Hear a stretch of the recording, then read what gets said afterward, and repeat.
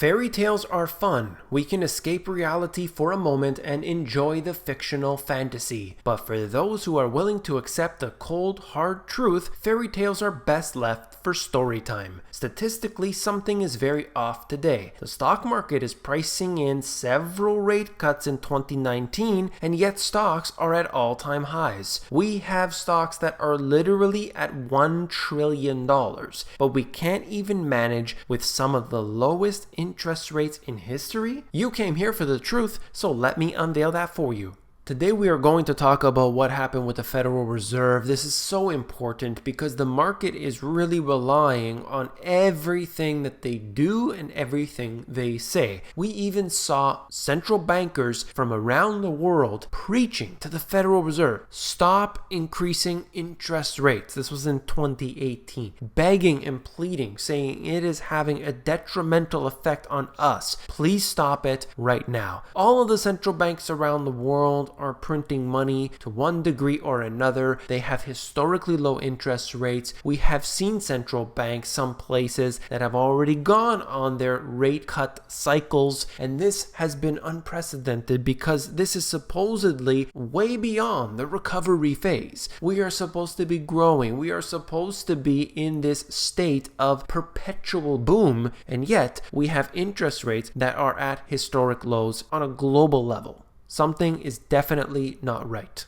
Yesterday, I asked my subscribers, what will the Fed do at their June meeting? Overwhelmingly, 56% said do nothing. And it looks like that's what the Federal Reserve has done. They did not increase interest rates. They did not decrease interest rates. They simply kept them where they were and said that things are not looking as good as we had hoped. However, we have some good things to mention. I'll get into that more in a second. And we're just going to leave things the way they are for this time. Now, the market had been pricing in, I think it was somewhere around 25% chance of a rate cut. So they really weren't expecting it to happen. That's why the market did react positively today. That was the expectation. So we'll see what happens in the coming days. But next month, that's the big one. This is directly from the Federal Reserve's own website. You can see the statement for yourself. This is the official document. When you go on to CNBC or Bloomberg or anything else like this, you are always going to get these little snippets. In these snippets, it is always taken out of context, only to really fit the agenda of that particular website. Okay, so usually it's all for the sake of marketing and sales, and I understand why.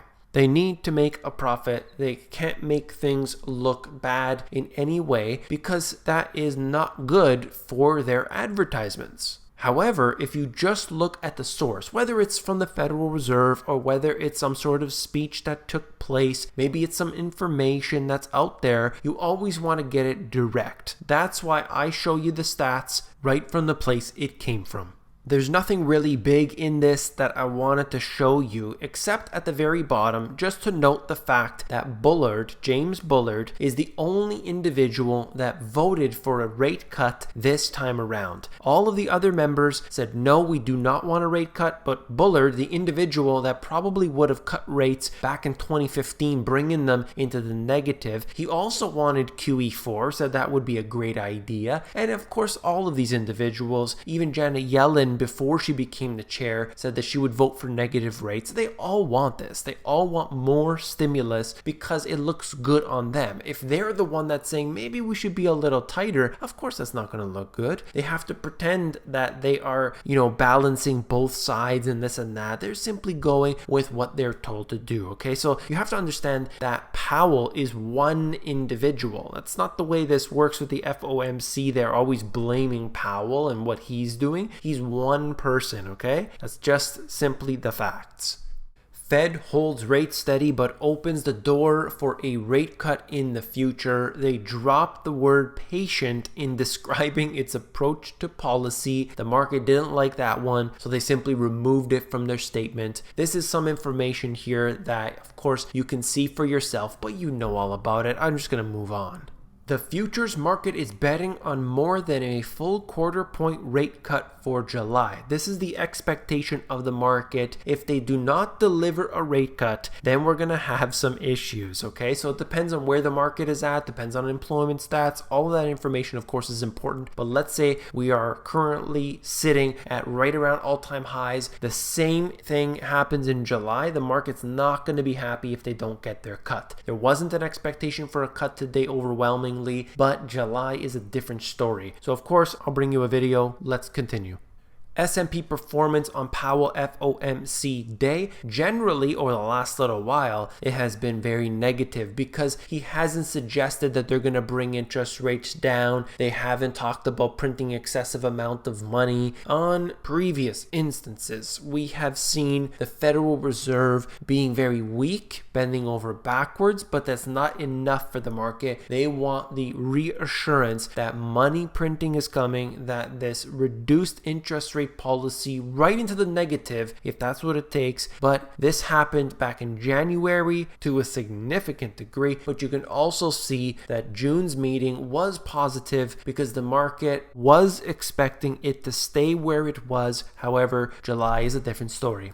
Jeffrey Gundlach, the bond king, Fed message today was essentially the case for easing has strengthened. We hope that changes soon. If it doesn't, we are behind the curve. You can look at all of these different economic indicators that are out there, whether we are looking at the yield curve, whether we are looking at different stats I've shown you here on the channel. Obviously, we have some issues, but they're not going to come up if you're looking at the U3 unemployment rate. Why? If you want to know the reality about the unemployment rate, I have a video where I break it all down. You can go to a search engine and type in the Money GPS unemployment rate fake. I have a whole video breaking that down, won't get to it here. If you want to look at inflation, the Federal Reserve is using the core PCE inflation. This is fake. It is simply a manipulation. Doesn't include food, doesn't include energy. Why? They say it's volatile. Garbage, I don't believe it for a second. They are using this in order to really fulfill their desires, their needs, and that, of course, doesn't respond to the average person. I don't get that. So obviously, it really depends where you look for your information. If you want the reality, you look one place. If you want to be lied to, you can look another. Northman Trader, fun historic fact. Every single time the Fed cut rates when unemployment was below 4%, a recession immediately ensued and unemployment rate shot to 6% to 7% again every single time. There's a chart here at the bottom basically showing you the civilian unemployment rate as well as the effective Fed funds rate. Comparing the two together, you can see it very clearly here on this chart, and it's just interesting to see. I've shown you this before. Basically, every time we have unemployment rate going to what is the lowest point in that cycle, and then suddenly out of nowhere, we have it shooting up much higher. Now, this happens to be something that is just a part of this whole picture. It's always going to do this. Now, that doesn't mean that unemployment rate can't be at 2%. Maybe it's going to be at 1%. Maybe it's going to be at 0% at some point. I can't tell you that. However, if they decide to reduce interest rates, they are officially signaling that there is already a recession or that we are about to enter one. Think about what happened in 2007. Everything was booming. It was expanding. If you look at what the businesses were doing in the financial industry, they were hiring people. They were expanding. They were buying new buildings. They were getting new floors in these buildings they already had a presence in. They were expanding on their own floors, looking for more space, adding more desks, adding more terminals and computers and laptops, and saying you can work from home because it's simply too busy here at this location. This was all happening, and then out of nowhere, expansion stopped. All of this happened, and it was a crisis. And that could happen again. Why do I know that? Because it happened in the previous cycle, the previous cycle, the previous cycle, and the previous cycle. Every single time this occurs, they go at the maximum rate of expansion, and then it turns around upside down. at what point that occurs, what triggers it, what really is going to unfold all the events, I don't know. I can speculate on that, but I don't do it. That's why you don't hear it here on this channel. This is what is going to occur. The Federal Reserve will have to decrease their interest rates at some point. At this moment, they are sending the signal to you that we have a policy change officially, and the Federal Reserve always continues to bring interest rates down. That's not a good sign. John P. Hussman, with the exception of 1967 and 1996, every initial Fed rate cut has been associated with an oncoming or ongoing recession. Be careful what you wish for. Very interesting to see this data, but it tells you exactly what has happened in these previous cycles. Oh no, this time is different. It's not going to be that way. Look at Japan. Look at this country. Look at that year. Look at this, pointing there, pointing to this one. It doesn't matter. It doesn't matter what's going on in the news. It doesn't matter what's happening on Twitter. You have to know the reality of the situation. This system is set up so that people get stuck in the trap. The bear trap is set. You can't be a victim. If you found it informative, please give me that thumbs up. When you give me a like, you're supporting me, so I do appreciate that very much. If you want the financial education you were not taught in school, these two books have everything you need. You can get all the details at the link in the description. If you want the audiobook, that's available at themoneygps.com. If you want the real deal, you need to watch this video here. I break it all down for you, so click on it and I will see you there.